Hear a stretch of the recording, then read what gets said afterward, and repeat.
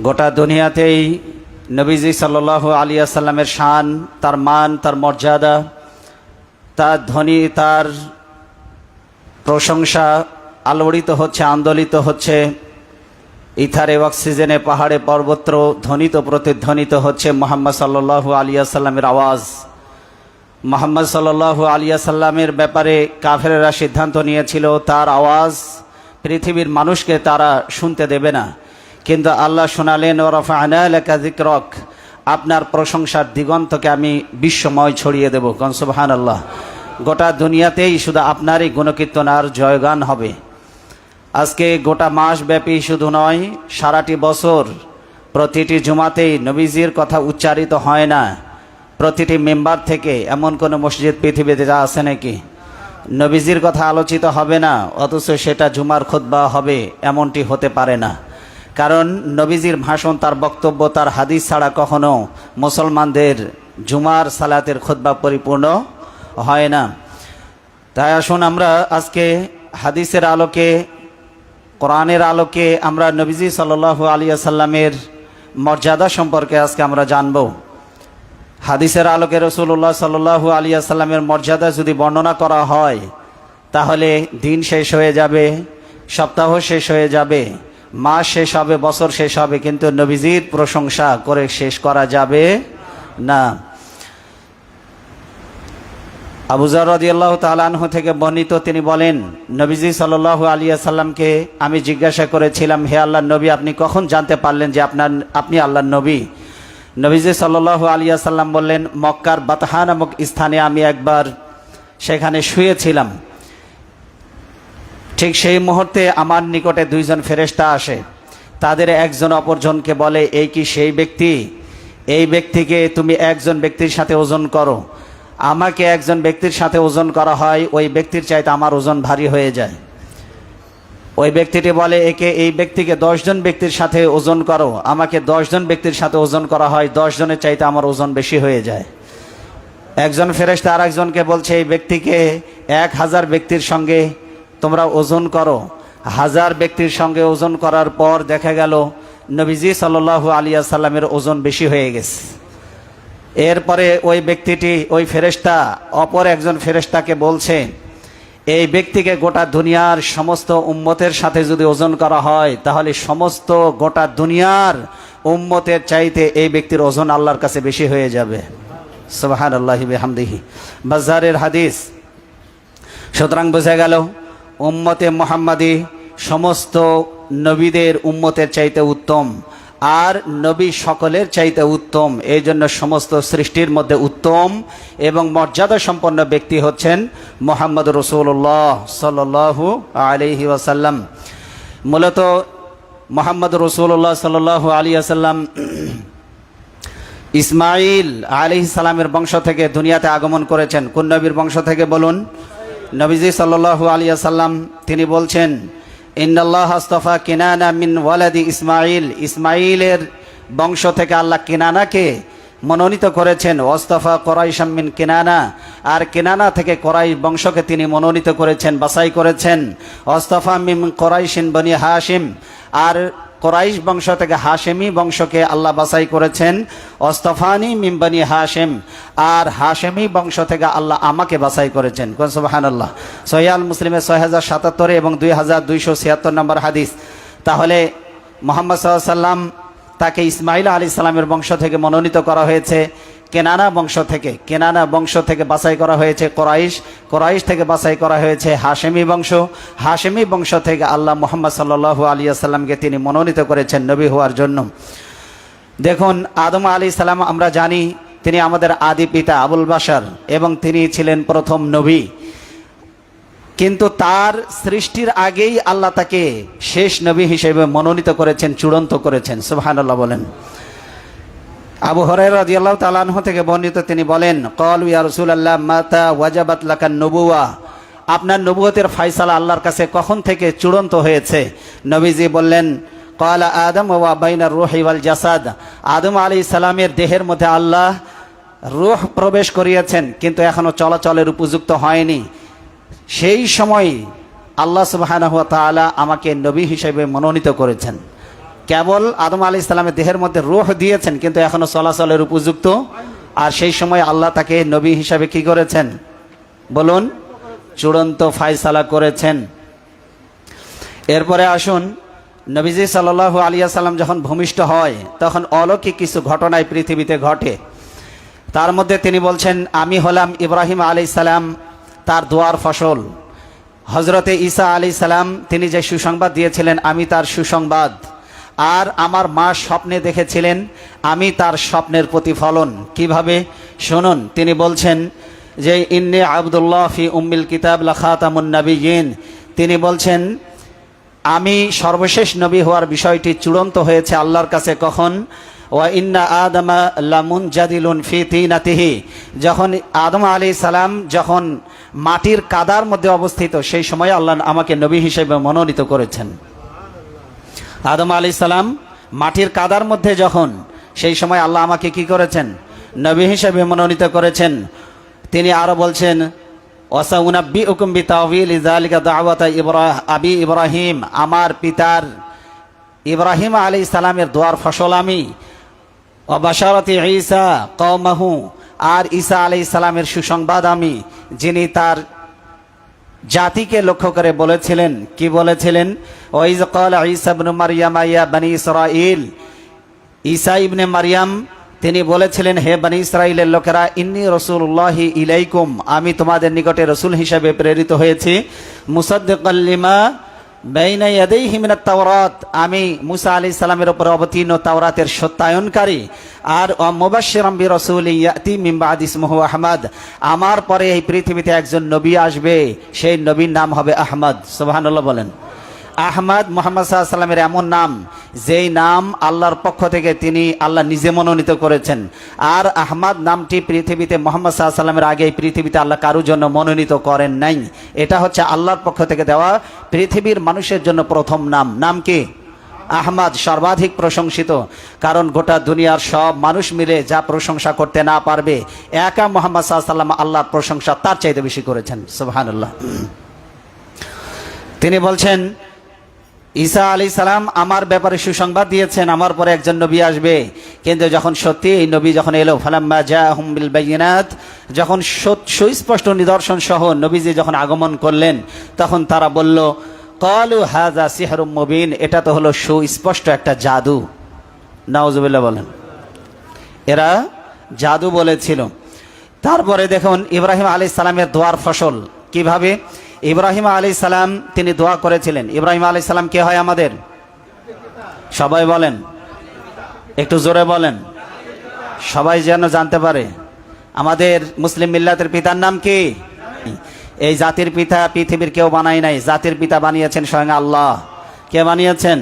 মিল্লাত আবিকুম ইব্রাহিম, তোমাদের মুসলিম মিল্লাতের মুসলিম জাতিসত্তার পিতা হচ্ছে হযরতে ইব্রাহিম আলাইহিস সালাম। হুয়া সাম্মাকুমুল মুসলিমিন, তিনি তোমাদের নাম দিয়েছে মুসলিম। আমরা মুসলিম, এটা কার দেওয়া? আমাদের পিতার দেওয়া নাম, আমরা মুসলিম। দেখুন তিনি দোয়া করেছিলেন আল্লাহর কাছে, কি দোয়া করেছিলেন? রব্বানা বা'আস ফীহিম রাসূলাম মিনহুম, হে আমাদের রব, ও বা'আস ফীহিম, আমাদের জন্য প্রেরণ করুন, রাসূলাম মিনহুম, তাদের মধ্য থেকে একজন রাসূল। কি করবেন এই রাসূলের দায়িত্ব? ইয়াতলু আলাইহিম আয়াতিকা, তোমার আয়াত তেলাওয়াত করে মানুষদেরকে শোনাবে। ওয়া ইউআল্লিমুহুমুল কিতাব, তোমার কোরআন মানুষদেরকে শিক্ষা দেবে। ওয়াল হিকমা, বিজ্ঞান শিক্ষা দেবে। ওয়া ইউযাক্কিহিম, আর তাদেরকে পাপ পঙ্কিলতা থেকে তাদেরকে পুত পবিত্র করে পরিশুদ্ধ করবে। কোন সুবহানাল্লাহ। তাওহীদের দ্বারা পরিশুদ্ধ করবে, শিরক বিদআত কুফর থেকে তাদেরকে পরিশুদ্ধ করবে। এই 4 দফা কর্মসূচিকে সামনে রেখে ইব্রাহিম আলাইহিস সালাম তিনি একটা সন্তান কামনা করেছিলেন, যিনি হবেন নবী, এবং 4 দফা বাস্তবায়নের কর্মসূচি নিয়ে পৃথিবীতে আসবে। কয় দফা? 1 নম্বর, আল্লাহর আয়াত পাঠ করবে, আল্লাহর আয়াত মানুষদেরকে শিক্ষা দেবে, বিজ্ঞান শিক্ষা দেবে, আর মানুষদেরকে পরিশুদ্ধ করবে। কোন সুবহানাল্লাহ। সূরা আল বাকারা 129 নম্বর আয়াতে আল্লাহ বলে দিয়েছেন। আর তিনি বলছেন, রুইয়া উম্মি আল্লাতী রাআত আন্নাহু খারাজা মিনহা নূরুন আদাআত লাহু কুসুর শাম, আমি যখন জন্মগ্রহণ করি, আমি যখন পেটে আসি, তখন আমার মা স্বপ্নে দেখেছিলেন তার মধ্য থেকে একটা নূর, একটা আলো বের হয়ে সিরিয়ার প্রাসাদকে আলোকিত করে দিয়েছে। কোন সুবহানাল্লাহ। এই যে নূর তার মধ্যে থেকে বের হয়েছিল, সিরিয়ার প্রাসাদকে আলোকিত করে দিয়েছিল, সেই নূর, সেই আলোয় এটা প্রতীক বহন করে মুহাম্মদ রাসূলুল্লাহ সাল্লাল্লাহু আলাইহি ওয়াসাল্লামের দুনিয়াতে আগমনের প্রতীক। তাই তিনি বলেছেন, এটা হচ্ছে আমার মায়ের স্বপ্ন, আমার মায়ের স্বপ্নের ব্যাখ্যা। এটা বলা হয়েছে হাদিস মুসনাদ আল আহমদের 17,203 নম্বর হাদিস। নবীজি সাল্লাল্লাহু আলাইহি ওয়াসাল্লামকে অনন্য 6টি বৈশিষ্ট্য দেওয়া হয়েছে, অনন্য 6টি গুণে গুণান্বিত, যা পৃথিবীর কোনো নবীকে দেওয়া হয়নি। কয়টা? সবাই বলেন কয়টা? 6টা অনন্য বৈশিষ্ট্য আল্লাহ তার রসুলকে দিয়েছেন, যা পৃথিবীর কোনো নবীকে দেওয়া হয়নি। ভালো করে শুনুন। আবু হুরায়রা রাদিয়াল্লাহু তাআলা আনহু থেকে বর্ণিত হাদিস, তিনি বলেন, ফুদ্দিলতু আলাল আম্বিয়া, সমস্ত নবীদের উপরে আমাকে মর্যাদা দেওয়া হয়েছে বিসিত্তিন, 6টা বিষয়ে। কয়টা বিষয়ে? যা অন্য কোনো নবীকে দেওয়া হয় নাই। 1 নম্বর উতিতু জাওয়ামিআল কালিমে, 1 নম্বরে আমাকে দেওয়া হয়েছে অর্থের ব্যাপকতা, মানে কথা হবে শর্ট কিন্তু ব্যাখ্যা বিশ্লেষণ হবে অনেক বেশি। জ্ঞানীদের কথা হয় সবসময় অল্প কিন্তু ব্যাখ্যা হয় অনেক বেশি, কিন্তু মূর্খদের কথা হয় বেশি আর সারগর্ভ সার নির্যাস হয় কম, ঠিক কিনা? এই জন্য নবীজি কথা বলতেন অল্প কিন্তু তার ব্যাখ্যা বিশ্লেষণ হতো অনেক বেশি। এই জন্য নবীজি বলছেন, ব্যাপক অর্থবোধক কথা দিয়ে আল্লাহ আমাকে পৃথিবীতে প্রেরণ করেছেন। 2 নম্বরে অনন্য বৈশিষ্ট্য আল্লাহ তার হাবিবকে দিয়েছেন, সেটা কি? নুসিরতু বির-রু'বি। নবীজি সাল্লাল্লাহু আলাইহি ওয়াসাল্লাম বলেছেন যে শত্রুকে ভীত সন্ত্রস্ত করার মধ্য দিয়ে আল্লাহ আমাকে সাহায্য করেছেন। সুবহানাল্লাহ বলেন। শত্রুকে কি করার মধ্য দিয়ে? ভীত সন্ত্রস্ত করার মধ্য দিয়ে। ভয়, 1 মাসের দূরত্ব থেকে কাফের বেঈমানের কলিজার মধ্যে মুহাম্মদ সাল্লাল্লাহু আলাইহি ওয়াসাল্লামের ভয় তৈরি করে দিয়েছেন কে? আপনি সামনে আসলে না আপনাকে ভয় করব, আমি আপনার সামনে গেলে আমি একদম বিড়াল, কিন্তু আপনি যখন দূরে থাকবেন তখন কি আমি বিড়াল না বাঘ?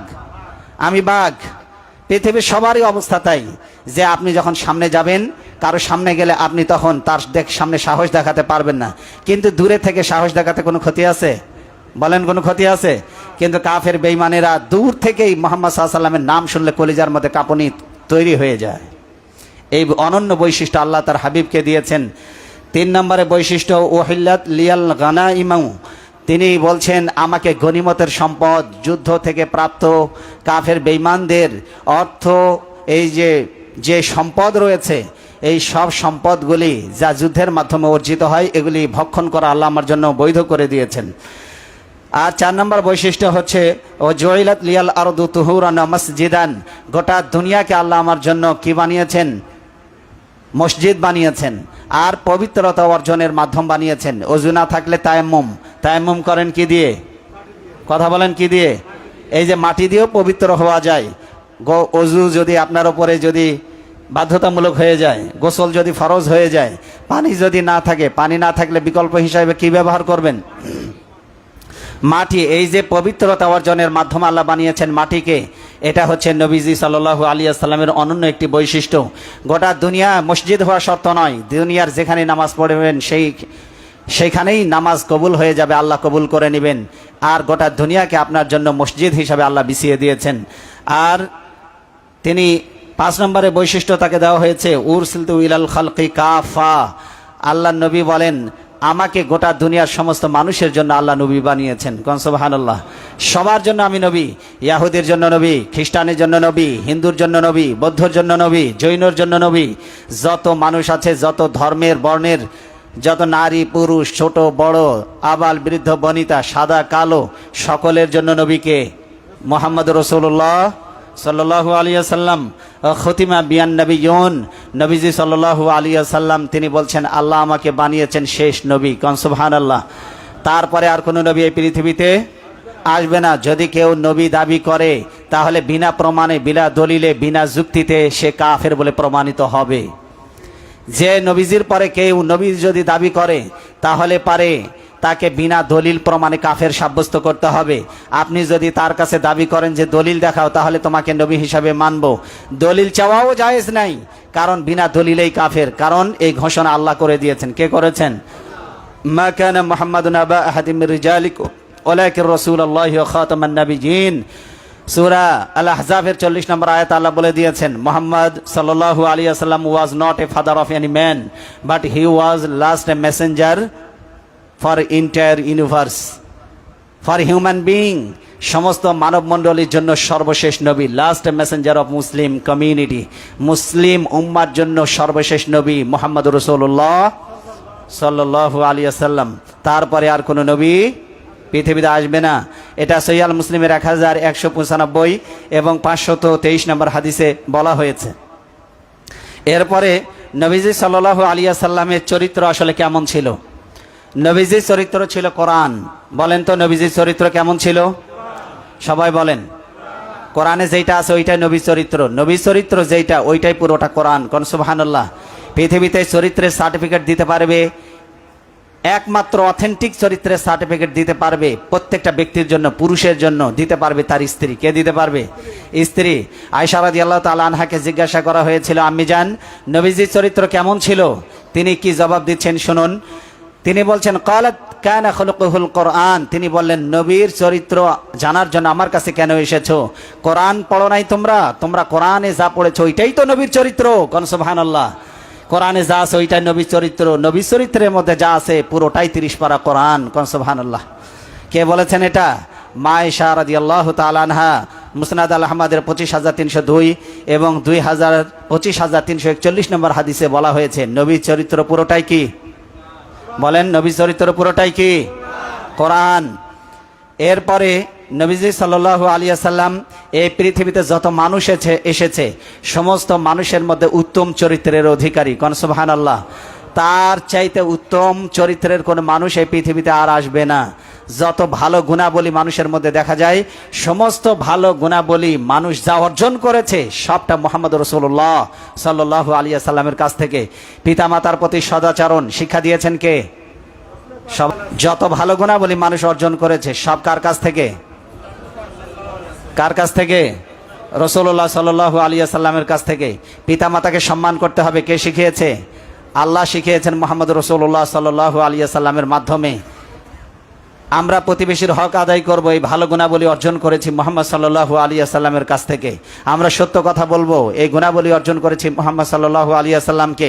মানুষের অর্থ সম্পদ লুট করা যাবে না, খুন করা যাবে না, গুম করা যাবে না, এগুলি শিক্ষা দিয়েছেন মুহাম্মদ রাসূলুল্লাহ সাল্লাল্লাহু আলাইহি ওয়াসাল্লাম। আমি আশ্চর্য হয়ে যাই, গতকালকে কি নৃশংসভাবে ঢাকা বিশ্ববিদ্যালয়ে একটা মানসিক ভারসাম্যহীন একজন ব্যক্তিকে সাপের মতো পিটিয়ে হত্যা করা হয়েছে। আপনারা দেখুন, প্রাচ্যের অক্সফোর্ড খ্যাত ঢাকা বিশ্ববিদ্যালয়ে সর্বোচ্চ সবচাইতে বেশি মেধাবী তরুণ তরুণীরা যেখানে ভর্তি হয় সেটার নাম হচ্ছে প্রাচ্যের অক্সফোর্ড খ্যাত ঢাকা বিশ্ববিদ্যালয়। সেই বিশ্ববিদ্যালয়ে মেধার স্বাক্ষর রেখেছে, সেই রকমের যুবকদের কাছ থেকে পিটিয়ে সাপের মতো মানুষ হত্যা করা আমরা কোনোদিন প্রত্যাশা করিনি। তার মানে বর্তমান যে শিক্ষা ব্যবস্থা, এই শিক্ষা ব্যবস্থার মাধ্যমে আসলে নৈতিকতার কোনো শিক্ষা মানুষকে দেওয়া হচ্ছে না, যার কারণে নীতি বিবর্জিতভাবে যে প্রজন্ম গড়ে উঠছে, বিশ্বাস করুন ধর্মহীন একটা জাতি যদি এভাবে যদি গড়ে ওঠে তাহলে আমি বলি তাহলে এই জাতি হবে মোর ডেঞ্জারাস দেন এ লায়ন। সিংহের চাইতে ভয়ঙ্কর একটি জাতিতে পরিণত হবে এই জাতি। এদের কাছ থেকে আপনি ভালো কিছু পাবেন না। ভয়ঙ্কর জঙ্গলি সিংহের চাইতে, বাঘের চাইতে ভয়ানক হবে এই প্রজন্ম যদি এদেরকে কোরআনের শিক্ষা দেওয়া না যায়। ঠিক কিনা? কারণ কোরআন পড়ার মধ্য দিয়ে তার মন মগজে আল্লাহর ভয়, পরকালের জবাবদিহিমূলক অনুভূতি তৈরি হবে। এই জন্য মানুষের প্রতি অবিচার করতে পারবে না। একজন মানসিক ভারসাম্যহীন একটা মানুষকে মোবাইল চুরির সন্দেহে, আসলে চুরি করে হচ্ছে সন্দেহাতীতভাবে, এটা প্রমাণিত হয়নি, শুধু সন্দেহের বশবর্তী হয়ে তাকে পিটিয়ে পিটিয়ে হত্যা করা হয়েছে। আমি দেখলাম সেখানে তাকে হত্যা করার আগে ডাল দিয়ে তারপরে সবজি দিয়ে ভাত খাওয়ানো হয়েছে, কিন্তু সে জানতো না পিটিয়ে আহত করার পরে ভাত খাওয়ানো হয়েছে, এই ভাতের মূল্য তাকে জীবন দিয়ে দিতে হবে। এই মানসিক ভারসাম্যহীন মানুষটি হয়তো সে জানতো না। আমি তার সাক্ষাৎকার দেখে আশ্চর্য হয়েছি। তার সাক্ষাৎকারগুলো এত সুন্দর ছিল, যদিও এলোমেলো কথা, কারণ মানসিক ভারসাম্য ছিল না, কিন্তু তার কথার মধ্য দিয়ে অলমাইটি আল্লাহ, তারপরে আল্লাহর গুণকীর্তন, আল্লাহর প্রশংসা, এগুলি তার মুখ থেকে বেরোচ্ছে। আর জাতি গড়ার সুন্দর সুন্দর বার্তা মেসেজ তার এই বক্তব্যের মধ্য দিয়ে কালবেলা নিউজ করেছে, সেখানে দেখলাম ফুটে উঠেছে। আমি তাই মন্তব্য করেছি যে একজন মানসিক ভারসাম্যহীন একটা মানুষের মুখ থেকে, যার মানসিক ভারসাম্যহীন, যার মেধা ঠিক নাই, এইরকম ব্যক্তির মুখ থেকে আল্লাহ জাতি দেশ গড়ার সুন্দর সুন্দর কথাগুলি বের করে দিয়েছে। তার মানসিকতা কত পরিচ্ছন্ন, কিন্তু আল্লাহ যাদের মেধাটা ভালো রেখেছে তাদের মানসিকতা কত নোংরা। এই মানসিক ভারসাম্যহীন মানুষের সমপরিমাণ যোগ্যতা এরা অর্জন করতে পারেনি।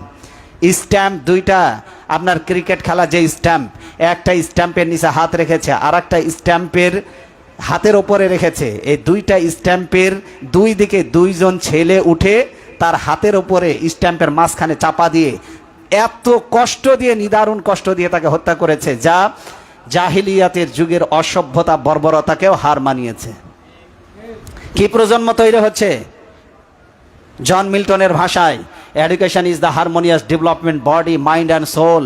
তোমার আত্মা, নৈতিক পরিশুদ্ধি, চারিত্রিক উন্নতি যদি তৈরি না হয়, তাহলে বুঝে নিও ওইটা কোনো শিক্ষা নয়, ওটা শুধু বর্ণগত ভাষাগত জ্ঞান অর্জিত হয়েছে, কিন্তু তুমি আলোকিত মানুষ হতে পারোনি। আলোকিত মানুষ হওয়ার জন্য নীতিকতা, নৈতিক মূল্যবোধ থাকতে হয়, ঠিক কিনা? কথা বলেন ঠিক কিনা? সুতরাং আজকে যদি এই জাতিকে যদি আক্ষরিক অর্থে কার্যকর একটি প্রজন্ম হিসাবে যদি আমরা পেতে চাই, সালাউদ্দিন আইয়ুবীর উত্তরসূরি হিসাবে পেতে চাই, যদি এদেরকে টিপু সুলতানের উত্তরসূরি হিসাবে পেতে চাই, জামাল উদ্দিন আফগানির উত্তরসূরি হিসাবে যদি পেতে চাই, তাহলে আমাদেরকে হাজী শরীয়তুল্লাহর উত্তরসূরি হিসাবে যদি আমরা তাদেরকে পেতে চাই, তাহলে আমাদেরকে কাঙ্ক্ষিত পদক্ষেপ গ্রহণ করতে হবে। রাসূলুল্লাহ সাল্লাল্লাহু আলাইহি ওয়াসাল্লামের জীবনী, কোরআন শিক্ষা বাধ্যতামূলক করে দিতে হবে, একেবারে 1 থেকে নিয়ে শুরু করে মাস্টার ডিগ্রি পর্যন্ত, এর বিকল্প নেই। 30 পারা কোরআনের তাফসির যদি পড়ানো হয় মাস্টার ডিগ্রি পর্যন্ত, আর যদি সিয়াসাত্তার 6টি গ্রন্থ একেবারে রুট লেভেল থেকে একেবারে 1 থেকে নিয়ে শুরু করে মাস্টার ডিগ্রি পর্যন্ত যদি পড়ানো হয়, আমি বিশ্বাস করি, আল্লাহর কসম করে বলতে পারি, কলেজ বিশ্ববিদ্যালয়গুলি থেকে চাঁদাবাজ, টেন্ডারবাজ, মানুষ হত্যাকারী, লুটেরা, খুনি বের হবে না। মাদ্রাসা, এই কলেজ বিশ্ববিদ্যালয়গুলি থেকে বের হবে সালাউদ্দিন আইয়ুবী, বের হবে টিপু সুলতান, বের হবে হাজী শরীয়তুল্লাহ, বের হবে খালিদ বিন ওয়ালিদ। জাতি দু হাতে নিয়ে কুলাইতে পারবে না। সুতরাং ভালো যা কিছু চারিত্রিক গুণাবলী এই জাতি অর্জন করেছে, সবটা অর্জন করেছে মুহাম্মদ সাল্লাল্লাহু আলাইহি ওয়াসাল্লামের মাধ্যমে। কার মাধ্যমে? কথা বলেন, কার মাধ্যমে? নবীজি সাল্লাল্লাহু আলাইহি ওয়াসাল্লাম বলছেন, ইন্নামা বুইসতু লিউতাম্মিমা মাকারিমাল আখলাক, আমি উন্নত চরিত্রের পরিপূর্ণতা দানের জন্য পৃথিবীতে এসেছি। যত নৈতিক মানবিক মূল্যবোধ, উন্নত চরিত্র বলতে যা বুঝায়, পৃথিবী সব উন্নত চরিত্রের রূপকার হচ্ছে আমি মুহাম্মদ রাসূলুল্লাহ সাল্লাল্লাহু আলাইহি ওয়াসাল্লাম। তিনি এভাবে করে সমুন্নত চরিত্রের আধার ছিলেন। মুসনাদ আল আহমদের 8952 নম্বর হাদিসে বলা হয়েছে, নবীজি সাল্লাল্লাহু আলাইহি ওয়াসাল্লাম এমন মর্যাদা সম্পন্ন ব্যক্তি, কিয়ামতের দিন সকল নবীদের জন্য নূরের মেম্বার আল্লাহ তৈরি করবেন। বলেন কিসের মেম্বার? সবাই বলেন, সবাই বলেন কিসের মেম্বার? কার জন্য তৈরি করা হবে? যত নবী আছে সবার জন্য তৈরি করা হবে। নবীজি সাল্লাল্লাহু আলাইহি ওয়াসাল্লাম বলছেন, ইন্না লিকুল্লি নাবিয়্যিন ইয়াউমাল কিয়ামা মেম্বারাম মিন নূরিন, নূরের একটা করে মেম্বার সব নবীদের জন্য আল্লাহ কিয়ামতে তৈরি করবেন। তবে ওয়া ইন্নী লা আলিয়্যু আতওয়ালিহা ওয়া আনওয়ারুহা, নবীজি সাল্লাল্লাহু আলাইহি ওয়াসাল্লাম বলছেন, এর মধ্যে সবচাইতে উঁচু, সবচাইতে লম্বা যে মিনারটি থাকবে, যে চেয়ারটি, যে সিংহাসনটি থাকবে, ওইটা আল্লাহ আমার জন্য বরাদ্দ দেবেন। সুবহানাল্লাহ। সবচাইতে উঁচু সিংহাসনে, মর্যাদার আসনে বসে থাকবেন মুহাম্মদুর রাসূলুল্লাহ সাল্লাল্লাহু আলাইহি ওয়াসাল্লাম।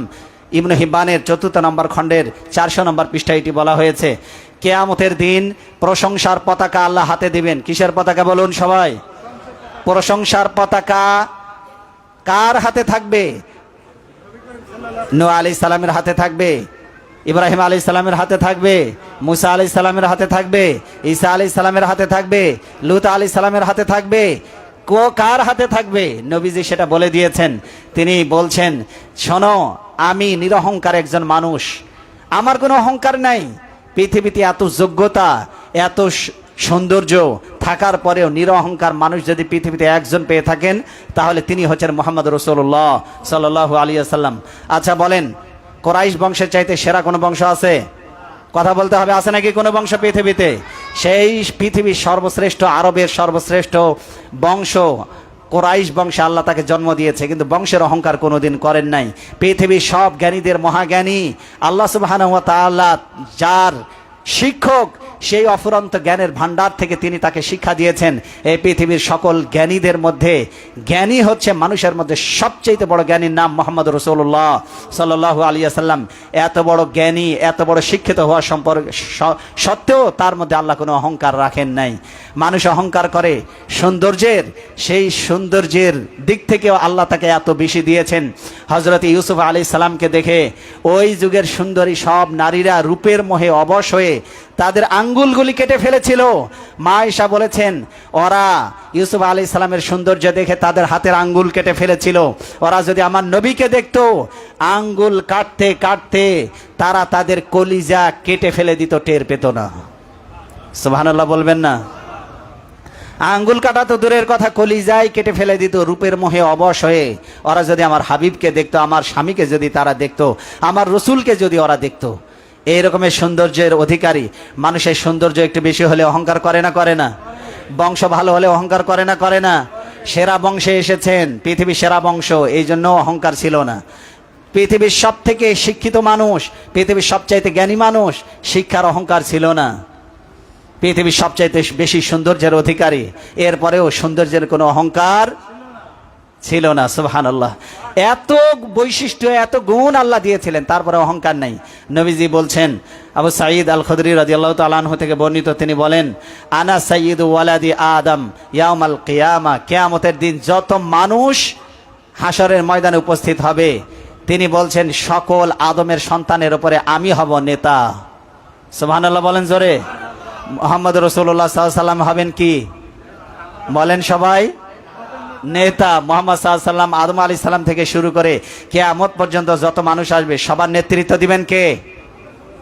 বলেন, কে নেতৃত্ব দিবেন? মুহাম্মদ রাসূলুল্লাহ সাল্লাল্লাহু আলাইহি ওয়াসাল্লাম। তিনি বলছেন ওয়ালা ফখরা, কিন্তু আমার কোনো অহংকার নেই। আমি সবার নেতৃত্ব দিব কিয়ামতের দিন, কিন্তু আমার কোনো অহংকার নেই। তিনি বলছেন অবিয়াদি লাওয়াউল হামদি, তিনি বলছেন আমার হাতে প্রশংসার পতাকা থাকবে, কিন্তু আমার কোনো অহংকার নাই। কিয়ামতের দিন একটা পতাকা থাকবে, প্রশংসার পতাকা। নবীজি বলছেন ওই পতাকা আল্লাহ আমার হাতে দিবেন, কিন্তু আমার কোনো অহংকার নেই।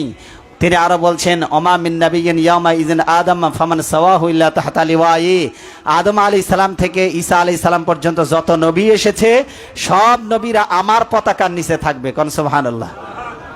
নবীরাও থাকবে কার পতাকার নিচে? মুহাম্মদ রাসূলুল্লাহ সাল্লাল্লাহু আলাইহি ওয়াসাল্লামের পতাকার নিচে থাকবে ইব্রাহিম আলাইহিস সালামের মতো উলুল আযম পয়গম্বর নবী, যার কথা সবচেয়ে বেশি আলোচিত হয়েছে কোরআনে। সেই মুসা আলাইহিস সালাম থাকবে মুহাম্মদ রাসূলুল্লাহর পতাকার নিচে। আল্লাহু আকবার। ঈসা আলাইহিস সালামের মতো মর্যাদা সম্পন্ন নবী থাকবে মুহাম্মদ সাল্লাল্লাহু আলাইহি ওয়াসাল্লামের পতাকার নিচে। নূহ আলাইহিস সালামের মতো প্রথম রসুল, তিনি থাকবেন মুহাম্মদ রাসূলুল্লাহ সাল্লাল্লাহু আলাইহি ওয়াসাল্লামের পতাকার নিচে। সব নবীরা মুহাম্মদ সাল্লাল্লাহু আলাইহি ওয়াসাল্লামের পতাকার নিচে অবস্থান করবে। নবীজি বলছেন অথচ আমার কোনো অহংকার নেই। ওয়ানা আউয়ালু মান তানশাক্কু আনহুল আরদু ওয়ালা ফখরা, তিনি বলছেন কিয়ামতের যখন বিভীষিকা যখন শুরু হয়ে যাবে, যখন ইসরাফিল আলাইহিস সালাম সিংহায় যখন ফুৎকার দেবে, কিয়ামতের বিভীষিকা যখন শুরু হয়ে যাবে, সমস্ত কবরের দরজাগুলি খুলে যাবে। বলেন কিসের দরজা খুলে যাবে? কবরের দরজা। আর নবীজি বলছেন আমার কবরের দরজা সবার আগে খুলে দেওয়া হবে। সুবহানাল্লাহ। সবার আগে মাথা উঁচু করবেন কে? নবী করিম সাল্লাল্লাহু আলাইহি ওয়াসাল্লাম। তিনি বলেন আমি মাথা উঁচু করে দেখব মুসা আলাইহিস সালাম আল্লাহর আরশের সিংহাসনের পায়া ধরে ঝুলে আছে। আমি জানি না সে কি আমার আগে উঠেছে নাকি আমি তার আগে উঠেছে। তিনি উঠেই দেখবেন ঈসা মুসা আলাইহিস সালাম পায়া ধরে আছে, আল্লাহর আরশের খুঁটি ধরে আছে।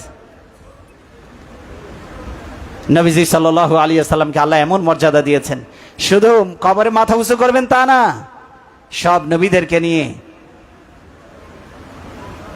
আল্লাহ রসুল সাল্লাল্লাহু আলাইহি ওয়াসাল্লাম সবার নেতৃত্ব দিবেন। সব নবীরাই তার উম্মতদেরকে নিয়ে জান্নাতে যাবে। সব নবী এবং তার উম্মতেরা যাবে আগে মুহাম্মদ সাল্লাল্লাহু আলাইহি ওয়াসাল্লাম তার উম্মতদেরকে নিয়ে জান্নাতে ঢুকবে, তারপরে অন্যান্য নবীরা তার উম্মতদেরকে নিয়ে সিরিয়ালে এবার জান্নাতে যাওয়া শুরু করবে। আমরা এসেছি সবার পরে, জান্নাতে যাব সবার আগে। কোন সুবহানাল্লাহ। এসেছি পরে কিন্তু জান্নাতে যাব, এটা কি আপনার বৈশিষ্ট্য? আপনি তাহাজ্জুদ বেশি পড়ছেন এই জন্য মনে হয়? হ্যাঁ, ভালো বংশে আসছেন এই জন্য মনে হয়? দান সদকা বেশি করছেন এই জন্য মনে হয়? এই জন্য নয়, আপনার কোনো কৃতিত্ব নয়, আমার কোনো কৃতিত্ব নয়, এটা মুহাম্মদ সাল্লাল্লাহু আলাইহি ওয়াসাল্লামের উম্মতের বদৌলতে। কোন সুবহানাল্লাহ। সব নবীর উম্মতেরা যাবে পরে, কিন্তু আমরা যাব সকলের আগে। নবীর নেতৃত্বে আমরা জান্নাতে প্রবেশ করব। আমি গিয়ে জান্নাতের দরজায় কড়া নক করব, ভিতর থেকে আওয়াজ আসবে কে? বলা হবে আমি আব্দুল্লাহর পুত্র মুহাম্মদ। ভিতর থেকে আওয়াজ আসবে আল্লাহ আমাকে আদেশ করেছেন আমি আব্দুল্লাহর পুত্র মুহাম্মদ ছাড়া পৃথিবীর কারোর জন্য যেন জান্নাতের দরজা খুলে না দেই, আমি যেন সবার আগে আপনার জন্য জান্নাতের গেট খুলে দেই, এই আদেশ আল্লাহ আমাকে করেছেন। আজকে আপনার জন্য আমি অপেক্ষা করছিলাম, আসুন জান্নাতের গেট খুলে দিয়ে ওয়েলকাম করবে জান্নাতের ফেরেশতা। সুবহানাল্লাহি বিহামদিহি। কি নবী পেয়েছি আমরা! কত শান, কত মান, কত মর্যাদা, কত সম্মান আল্লাহ তাকে দিয়েছেন। নবীজি সাল্লাল্লাহু আলাইহি ওয়াসাল্লাম বলছেন সমস্ত নবীদের জন্য আমি হব সুপারিশকারী। কোন সুবহানাল্লাহ। নবীদের জন্য সুপারিশ করা লাগবে। আপনি আমি কে? আপনার আমার জন্য তো সুপারিশ লাগবে না, কারণ জীবনে এত নামাজ পড়ে আপনি বলতে পারেন করলামটা কি? জীবনে এত নামাজ পড়ে, নামাজ দিয়েই তো আমি জান্নাতে চলে যাব। আমার চাইতে বেশি তাহাজ্জুদ গুজার আর কে আছে? আমি তো সবার আগে এমনি জান্নাতে চলে যাব, আমার আবার সুপারিশের দরকার কি? আরে মিয়া, অন্যান্য নবীদেরই সুপারিশ লাগবে, আপনি তো কোন চাই? আর সেই সুপারিশটাও করবেন কে?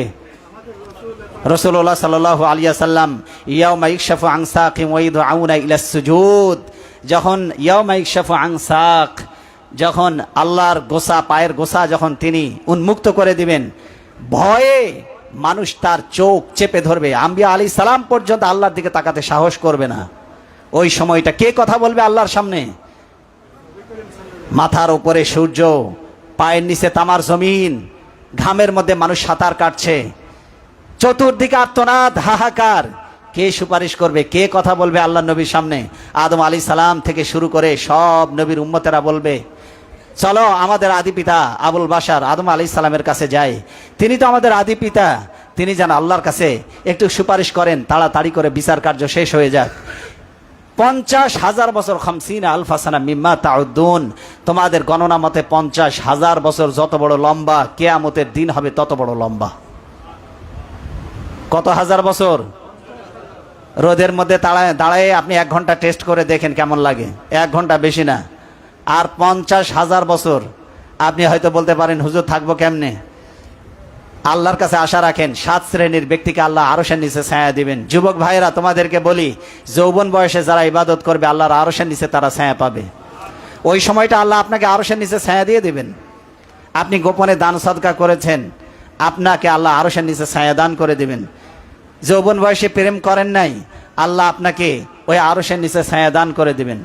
মসজিদে আসতেন, মনটা পড়ে থাকে মসজিদে, দেহটা থাকে ব্যবসায়, দেহটা থাকে চাকরিতে, অফিসে, স্কুল কলেজ বিশ্ববিদ্যালয়ে, কিন্তু মনটা থাকে মসজিদে। কখন আল্লাহর ঘরে আজান হবে আর কখন আমি ঘরে গিয়ে আল্লাহর ঘরে গিয়ে নামাজ পড়ব। যাদের মনটা মসজিদের সাথে ঝুলে থাকে, আল্লাহ রসুল বলেছেন ওদেরকেও আল্লাহ আরশের নিচে ছায়া দান করবে। আপনি থাকবেন ছায়ার মধ্যে, এই গুণাবলীগুলি অর্জন করুন। আপনি থাকবেন ছায়ার মধ্যে, সেই জন্য ভয় পাওয়ার কোনো কারণ নাই, আল্লাহর প্রতি আশা রাখতে হবে। আর একটা কারণ হচ্ছে ইমানদারদের জন্য, যদি দুনিয়াতে ইমান আমল যদি ঠিক করতে পারেন, 50,000 বছর লম্বা ওই সময়টা ইমানদারের কাছে মাত্র ফজরের 2 রাকাত নামাজের সমান হবে। সুবহানাল্লাহ বলেন। ফজরের নামাজ আমরা পড়তে সর্বসাকুল্যে আধা ঘন্টা সময় লাগে, সুন্নত থেকে নামাজ শেষ হওয়া পর্যন্ত আধা ঘন্টার বেশি না। এই আধা ঘন্টার সময় 50,000 বছরের এই লম্বা সময়টাকে আল্লাহ ইমানদারদের জন্য আধা ঘন্টা বানিয়ে তাদেরকে জান্নাতে যাওয়ার বন্দোবস্ত শেষ করে দিবেন। সুবহানাল্লাহ। নবীজি সাল্লাল্লাহু আলাইহি ওয়াসাল্লাম বলছেন হাসরবাসীরা আদম আলাইহিস সালামের কাছে যাবে, আদম আলাইহিস সালাম বলবেন আমি আল্লাহর সামনে কথা বলতে পারবো না, কারণ আমি নিজেই আল্লাহর একটা হুকুমকে অমান্য করেছিলাম। আমি জানি না নিষিদ্ধ গাছের ফল ভক্ষণ করার কারণে আল্লাহ আজকে আমার সাথে কি ব্যবহার করবেন। চলে যাও ইব্রাহিম আলাইহিস সালামের কাছে। ইব্রাহিম আলাইহিস সালাম বলবে, আমি একটা অসত্য কথা বলেছিলাম। আসলে তিনি সত্য কথা বলেছিলেন, কিন্তু তারপরেও কথা বলতে সাহস পাবে না। তিনি বলেছিলেন, জাতির লোকেরা যখন মূর্তি পূজার জন্য যখন ডেকেছিল মেলায়, তখন তিনি বলেছিলেন আমি অসুস্থ। আসলে তিনি শারীরিকভাবে সুস্থ থাকলেও মানসিকভাবে অসুস্থ ছিলেন। কিসের দিক থেকে অসুস্থ ছিলেন বলেন, কথা বলেন? মানসিক দিক থেকে। কারণ জাতি সবাই মূর্তি পূজা করে, একা তাওহীদবাদী মূর্তি পূজক জাতি, তাদের এই মূর্তি পূজার দৃশ্য দেখে কোনো নবীর মানসিক অবস্থা কি ভালো থাকতে পারে? তাই তিনি বলেছিলেন আমি অসুস্থ। আসলে তিনি শারীরিকভাবে সুস্থ ছিলেন। এই যে একটু ঘুরিয়ে কথা বলেছেন, কিয়ামতের দিন তিনি আল্লাহর সামনে কথা বলতে সাহস পাবেন না। তিনি বলবেন চলে যাও মুসা আলাইহিস সালামের কাছে। তিনি বলবেন আমি জানি না আমার সাথে আল্লাহ কি ব্যবহার করবে, কারণ বনী ইসরাইলের আমি একটা লোককে আমি একটা ঘুষি মেরেছিলাম, সে মারা গিয়েছে। আমি জানি না আজকে আল্লাহ আমার সাথে কি ব্যবহার করবে। তোমরা চলে যাও হযরত ঈসা আলাইহিস সালামের কাছে। ঈসা আলাইহিস সালাম বলবে আমি তো পারবোই না। গোটা দুনিয়া সব খ্রিস্টানেরা আমাকে বলেছে আল্লাহর ছেলে। বলে নাউজুবিল্লাহ। আল্লাহ আজকে আমাকে ডেকে যদি জিজ্ঞাসা করেন এই ব্যাপারে আমি কি জবাব দেব? আমি তো তাদেরকে এই কথা কোনোদিন বলতে বলিনি, কিন্তু তারা কেন আমাকে আল্লাহর ছেলে বানিয়েছিল? আজকে আল্লাহ আমাকে জিজ্ঞাসা করলে আমি কি জবাব দেব? আমি আল্লাহর সামনে ভয়ে কথা বলতে পারবো না। তবে আজকে কথা বলতে পারেন এমন একজন ব্যক্তি, যার কথা আমি তোমাদেরকে বলছি, তিনি কেবলমাত্র আল্লাহর কাছে আল্লাহর সামনে কথা বলতে পারেন। এই হিম্মত আল্লাহ তাকে দিয়েছেন, সাহস আল্লাহ তাকে দিয়েছেন, এমন মর্যাদা আল্লাহ তাকে দিয়েছেন। এই মুহাম্মদ রাসূলুল্লাহ সাল্লাল্লাহু আলাইহি ওয়াসাল্লাম, এই আখেরি জামানার পয়গম্বর, তিনি ছাড়া আল্লাহর সামনে কেউ কথা বলতে পারবে না। আজকে মুহাম্মদ রাসূলুল্লাহ একমাত্র ব্যক্তি যিনি আল্লাহর সামনে কথা বলতে পারেন। সুতরাং তোমরা চলে যাও, মুহাম্মদ রাসূলুল্লাহ সাল্লাল্লাহু আলাইহি ওয়াসাল্লাম কোথায় আছে অনুসন্ধান করো, খোঁজ করো। হাসরবাসীরা চলে যাবে, নবীজির কাছে গিয়ে বলবেন ইয়া রাসূলুল্লাহ আমাদের এই কষ্ট আর সহ্য হচ্ছে না, আপনি আল্লাহকে বলুন আল্লাহ যেন আমাদের জন্য তাড়াতাড়ি হিসাব কিতাবের ফায়সালা করে জান্নাত জাহান্নামের যে কোনো একটা ফায়সালা যেন তিনি শেষ করে দেন। এই কঠিন বিচারের ময়দান কিয়ামতের দিন আমরা মাথার উপরে সূর্য নিয়ে পায়ের নিচে তামার জমিনে আর দাঁড়িয়ে থাকতে পারছি না। নবীজি সাল্লাল্লাহু আলাইহি ওয়াসাল্লাম বলবেন হাসরবাসীরা চলো, আজকের দায়িত্ব আমার। আল্লাহর কাছে বলি সবাইকে নিয়ে তিনি মাকামে মাহমুদে সেজদায় পড়ে যাবে, শুধু কাঁদতেই থাকবেন। কাঁদতে কাঁদতে কত কাল চলে যাবে কেউ টের পাবে না। অবশেষে আল্লাহ বলবেন ইরফা রাসাক সাল তুতা, ও নবী মাথা উঠাও, সুপারিশ করো, চাও, তুমি যা চাইবে আজকে আমি তাই দেবো। যার জন্য সুপারিশ করবে তাকে আমি জান্নাত দিয়ে দেবো। সুবহানাল্লাহ। তোমার শুধু চাইতে দেরি, যার জন্য সুপারিশ করবে জান্নাত দিতে আমার দেরি হবে না। নবীজিকে বলা হয়েছিল ইয়া রাসূলুল্লাহ আপনি কি চান সুপারিশ করে অর্ধেক উম্মত জান্নাতে নিয়ে যাবেন, এইটা চান, নাকি আপনার সুপারিশের পাওয়ার আপনাকে দেওয়া হবে, কোনটা চান? নবীজি বলেছিলেন আমি অর্ধেক উম্মত জান্নাতি হোক এটার চাইতে আমি আল্লাহর কাছে চেয়ে নিয়েছি, আমি সুপারিশ করে জান্নাতে নিতে চাই। আমি আশা করি অর্ধেকের বেশি উম্মতকে আমি সুপারিশ করে জান্নাতে নিতে পারবো। সুবহানাল্লাহ।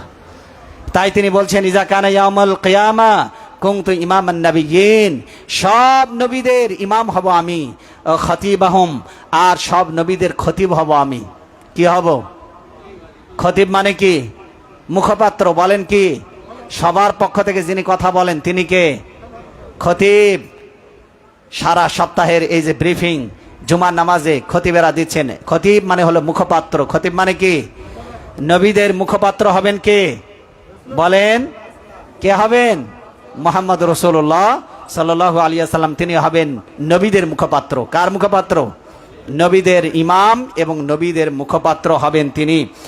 নবীজি সাল্লাল্লাহু আলাইহি ওয়াসাল্লাম বলছেন গায়রা ফাখরিন, সুবহানাল্লাহ বলেন, আমার কোনো অহংকার নাই, আমি হব সব নবীদের নেতা, সব নবীদের মুখপাত্র, কিন্তু আমার কোনো অহংকার নেই। তিরমিজি 3613 নম্বর হাদিস। নবীজি সাল্লাল্লাহু আলাইহি ওয়াসাল্লাম প্রত্যেক নবী একটা করে হাউস লাভ করবে। প্রত্যেক নবী কি লাভ করবে? হাউস। ওখানে থাকবে পানি। প্রত্যেক নবী তার উম্মতদেরকে পানি পান করাতে থাকবে। নবীজি সাল্লাল্লাহু আলাইহি ওয়াসাল্লাম দেখবেন অন্যান্য নবীদের চাইতে উম্মতের সংখ্যা বেশি হবে মুসা আলাইহিস সালামের। কোন নবীর? আর একদিকে তাকিয়ে দেখবেন শুধু মানুষ আর মানুষ। জিবরাইল আমিনকে বলবেন, জিবরাইল আমিন এরা কারা? হবে ইয়া রাসূলুল্লাহ, এই যত কোটি কোটি মানুষ দেখছেন মাথা গুনে শেষ করা যায় না, এই সবগুলি হলো আপনার উম্মত। সব নবীদের চাইতে আপনার উম্মতের সংখ্যা বেশি। কোন সুবহানাল্লাহ। সব নবীদেরকে আল্লাহ হাউস দিবেন, উম্মতেরা পানি পান করতে থাকবে নবীর হাত দিয়ে। আর নবীজি কি বলছেন? ইন্না লিকুল্লি নাবিয়্যিন হাউজান ওয়া ইন্নাহুম ইয়াতাবাহুনা আইয়ুহুম আকসার ওয়ারিদাতান ওয়া ইন্নী আরজু আন আকুনা আকসারাহুম ওয়ারিদাতান। সব নবীরা প্রতিযোগিতা করবে কার হাউজের কাছে বেশি পরিমাণ পানি পানকারী আসে। সব নবীরা প্রতিযোগিতা করবে কার হাউজে পানি পানকারী সংখ্যা বেশি হয়। আর আমি আশা করি সব নবীদের হাউজের কাছে যত উম্মত যাবে, সংখ্যা যত বেশি হবে, সকলের চাইতে আমার হাউজের কাছে পানি পান করতে মানুষেরা বেশি পরিমাণে ভিড় করবে। কোন সুবহানাল্লাহ। আমি হব সংখ্যার দিক থেকে সবচাইতে বেশি। কে বলেছেন এই কথা? রাসূলুল্লাহ সাল্লাল্লাহু আলাইহি ওয়াসাল্লাম। তিরমিজির 2443 নম্বর হাদিস, নবীজি সাল্লাল্লাহু আলাইহি ওয়াসাল্লাম তিনি বলছেন, আমি সাইয়্যিদু ওয়ালাদি আদম ইয়াউমাল কিয়ামা ওয়া আউয়ালু মান তানশাক্কু আনহুল কবর ওয়া আউয়ালু শাফিঈন আউয়ালু মুশাফফাঈন। আমি হব সেই ব্যক্তি যে আদম থেকে শুরু করে যত মানুষ পৃথিবীতে এসেছে সকলের নেতা।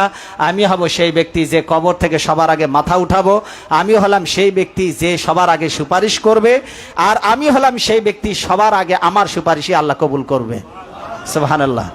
আগে মুসা নবীর সুপারিশ কবুল করা হবে না, আগে ইব্রাহিম নবীর সুপারিশ কবুল করা হবে না, আগে ঈসা নবীর সুপারিশ কবুল করা হবে না, আগে নূহ নবীর সুপারিশ কবুল করা হবে না। আগে সুপারিশ কবুল করা হবে কোন নবীর? মুহাম্মদ রাসূলুল্লাহ সাল্লাল্লাহু আলাইহি ওয়াসাল্লামের।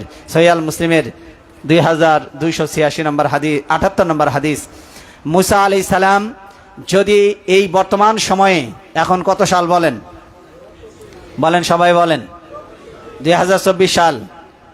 এই সময় যদি নবীজি বেঁচে থাকতেন, তাহলে মুসা আলাইহিস সালাম যদি এই পৃথিবীতে আগমন করতেন, মুসা নবী কি নিজের নবুয়তের উপরে টিকে থেকে তিনি নিজেই কি নিজের মতো চলতেন, নাকি মুহাম্মদ সাল্লাল্লাহু আলাইহি ওয়াসাল্লামের উম্মতের মধ্যে শামিল হতেন? দেখেন নবীজি সাল্লাল্লাহু আলাইহি ওয়াসাল্লাম বলছেন, ওয়াল্লাযী নাফসি মুহাম্মাদিন বিয়াদি, ওই সত্তার কসম যার হাতে মুহাম্মদ সাল্লাল্লাহু আলাইহি ওয়াসাল্লামের জীবন, লাউ বাদালাকুম মুসা, মুসা নবী যদি এখন পৃথিবীতে আসতেন, ফাত্তাবাউতুমুহুম, আর তোমরা যদি মুসা নবীর যদি অনুসরণ করতে, আমাদেরকে বলছে তোমরা যদি আমাকে বাদ দিয়ে মুসা নবীর অনুসরণ যদি করতে, ও তারাকতুমুনি, আর আমি মুহাম্মদ সাল্লাল্লাহু আলাইহি ওয়াসাল্লামকে যদি তোমরা ছেড়ে দিতে, লা দালালতুম, সবগুলি তোমরা গোমরাহ পথভ্রষ্ট হয়ে যেতে।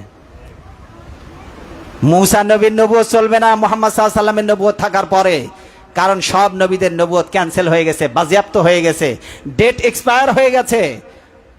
কারণ ডেট এক্সপায়ার, ওষুধ খেলে মরবেন না বাঁচবেন? আরে ভাই কথা বলেন না কেন? আপনারা যে কোনো জিনিস, যে কোনো পণ্য কেনার সময় ডেট দেখে নেন না নেন না? কথা বলেন। আপনি ঔষধ কিনেছেন ডিসপেন্সারি থেকে, আপনি তখন দেখেন নাই, বাড়িতে এনে দেখেন 2023 সালে ডেট শেষ হয়ে গেছে। এখন চলে কত সাল? 2024। এখন 2023 সালে ডেট শেষ। বলেন ওই ওষুধ খাবেন না ফেরত দিয়ে আসবেন? কারণ ওই ওষুধ খেলে আপনি রোগ সারা তো দূরের কথা, আপনি মরারও সম্ভাবনা রয়েছে, ঠিক কিনা? মুসা আলাইহিস সালাম তার নবুয়ত শেষ যখন মুসা আলাইহিস সালাম ঈসা আলাইহিস সালামের পরে যখন মুহাম্মদ রাসূলুল্লাহ সাল্লাল্লাহু আলাইহি ওয়াসাল্লাম আগমন করেছেন, মুসা নবীর নবুয়ত শেষ, ঈসা আলাইহিস সালামের নবুয়তের মেয়াদ শেষ। কথা কি বুঝে আসছে? কথা বুঝে আসছে? নবীদের নবুয়তের মেয়াদ শেষ। নবীজি সাল্লাল্লাহু আলাইহি ওয়াসাল্লাম বলছেন, ওয়ালাউ কানা হাইয়ান ওয়া আদরাকা নবুওয়াতি লাত্তাবাআনি, এমনকি তোমরা তো দূরের কথা, মুসা নবী স্বয়ং যদি বেঁচে থাকতেন, মুসা নবীরও ফরজ হয়ে যেত আমি মুহাম্মদ সাল্লাল্লাহু আলাইহি ওয়াসাল্লামের অনুসরণ করা। কার অনুসরণ করা? মুহাম্মদ সাল্লাল্লাহু আলাইহি ওয়াসাল্লামের অনুসরণ করা মুসা নবীর জন্য বাধ্যতামূলক হয়ে যেত। মুসা নবী তার নবুয়ত শেষ হয়ে যেত, আমি মুহাম্মদ সাল্লাল্লাহু আলাইহি ওয়াসাল্লামের অনুসরণ করা তার জন্য ফরজ।